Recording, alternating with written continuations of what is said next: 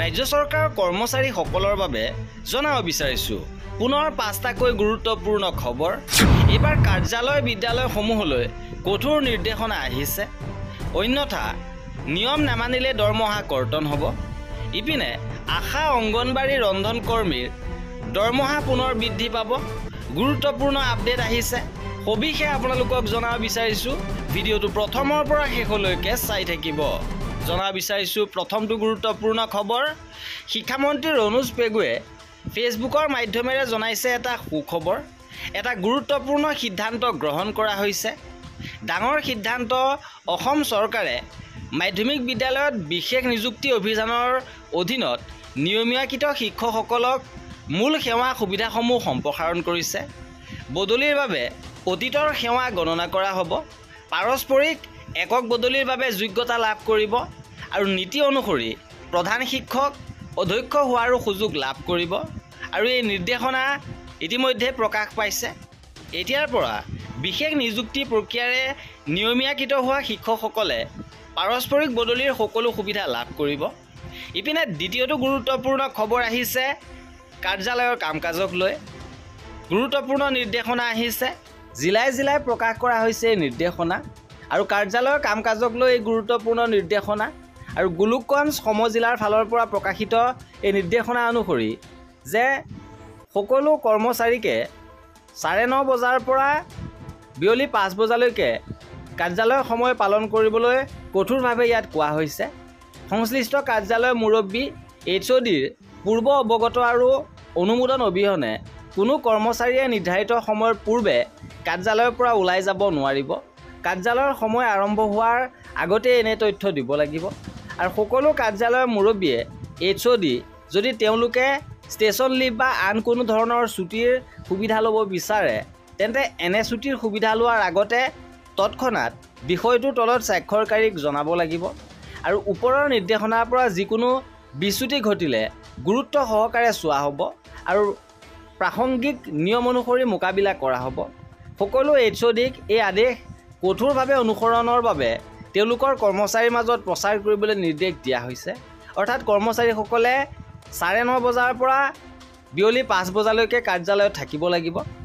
ইপিনে শিক্ষকসকলৰ শিক্ষা সেতু এপত উপস্থিতিক লৈও গুৰুত্বপূৰ্ণ খবৰ যে শেহতীয়াভাৱে জিলা প্ৰাথমিক শিক্ষা কাৰ্যালয় গোৱালপাৰাৰ ফালৰ পৰা এক নিৰ্দেশনা প্ৰকাশ কৰিছে, য'ত সংশ্লিষ্ট সকলোৰে দৈনিক উপস্থিতি নিৰ্ধাৰিত সময়ৰ ভিতৰত শিক্ষা সেতু এপৰ জৰিয়তে ৰেকৰ্ড কৰিব লাগিব।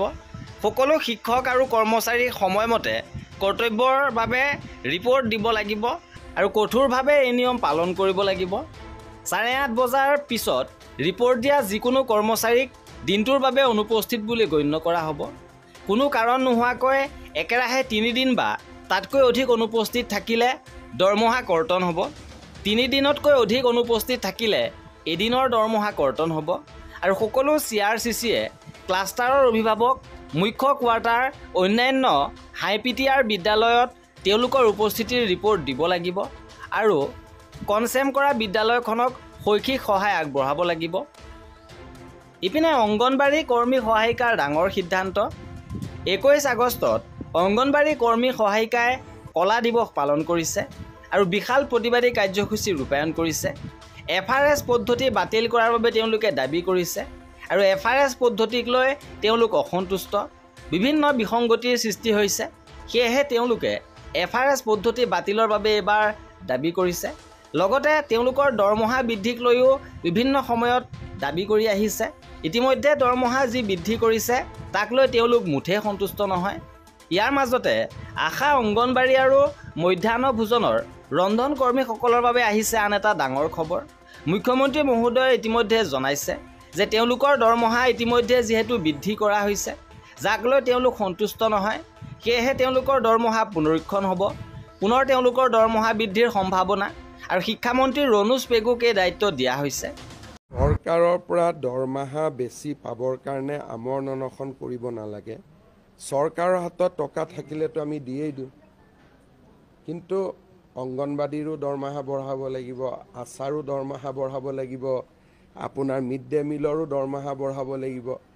একেলগে চৰকাৰখনে ইমান কাম কৰিব নোৱাৰে। আমৰণ অনশন কৰিব লাগিছিল যদি 2 বছৰ আগতে কৰিব লাগিছিল, সমস্যাটো সমাধান হৈ গ'লহেঁতেন। ইলেকশ্যনৰ আগত এইবিলাক কৰাৰ প্ৰয়োজন কি আছে? তথাপিতো মই শিক্ষামন্ত্ৰীক কৈছোঁ যে দৰমহা যদি কিছু বঢ়াব পৰা স্ক'প আছে বঢ়াই দিব। আৰু এই আছিল আজিৰ ভিডিঅ'টোত।